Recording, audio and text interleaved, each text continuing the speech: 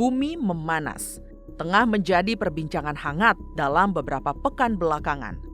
Cuaca panas ekstrim melanda sejumlah negara di dunia.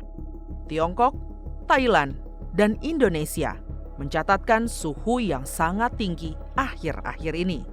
Di kawasan Asia, Bangladesh menjadi negara dengan peningkatan suhu tertinggi, yaitu 51,2 derajat Celcius. Sementara Indonesia mencatatkan suhu tertingginya di angka 37,2 derajat Celcius. Berkaitan dengan itu, Badan Meteorologi, Klimatologi, dan Geofisika menyebut Indonesia perlu mewaspadai ancaman kekeringan. BMKG bahkan memperkirakan fenomena El Nino dapat terjadi di Indonesia pada bulan Juni hingga Oktober tahun 2023. El Nino merupakan fenomena naiknya suhu bumi akibat memanasnya permukaan laut Samudra Pasifik, sehingga El Nino dapat memicu kemarau panjang serta minim curah hujan yang berdampak pada ketahanan pangan.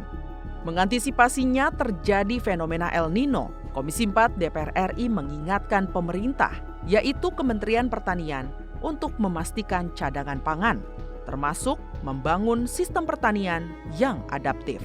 Sebab kemarau panjang akibat fenomena El Nino diprediksi dapat menurunkan produksi pertanian dari 15 sampai 45%.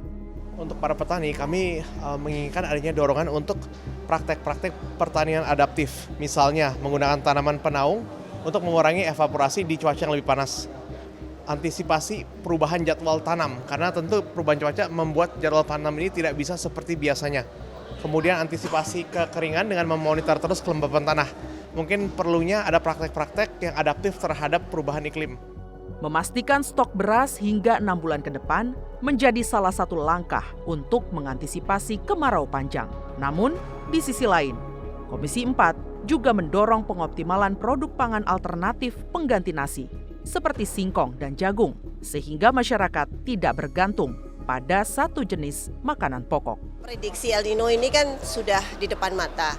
Dan menurut saya yang harus dan penting dan segera dilakukan oleh pemerintah dan semua stakeholder tentunya, petani juga harus aware terhadap itu, adalah bagaimana bisa mengadaptasi, karena kalau cuaca ini kan nggak bisa kita rubah.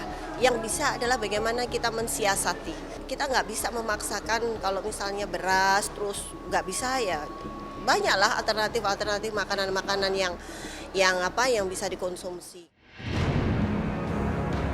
Tak hanya menguatkan sistem pertanian, di masa sekarang, strategi menjaga pangan juga dapat dilakukan lewat modifikasi cuaca. Untuk itu, Komisi 5 DPR RI menekankan pentingnya koordinasi pemerintah dengan BMKG dalam memitigasi musibah kekeringan. Ini harus diantisipasi, oleh karena itu saya menyarankan kepada pemerintah untuk melakukan koordinasi mitigasi El Nino ini dengan cara melakukan modifikasi cuaca, modifikasi iklim, apakah itu dengan hujan buatan dan tentu kami berharap itu ada anggarannya, karena tadi Bu Kepala BMKG mengatakan bahwa anggarannya tidak di BMKG.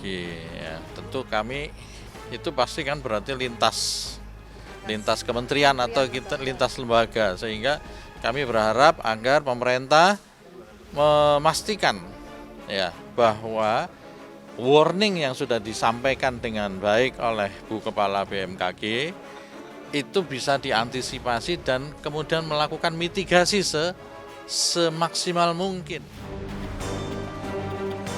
Artinya, menjaga pangan dari ancaman El Nino bukan hanya soal mengelola penggunaan air ataupun sistem tanam, tetapi juga perlu mengidentifikasi daerah yang berpotensi terdampak El Nino sehingga dampak kemarau panjang dapat diminimalisir.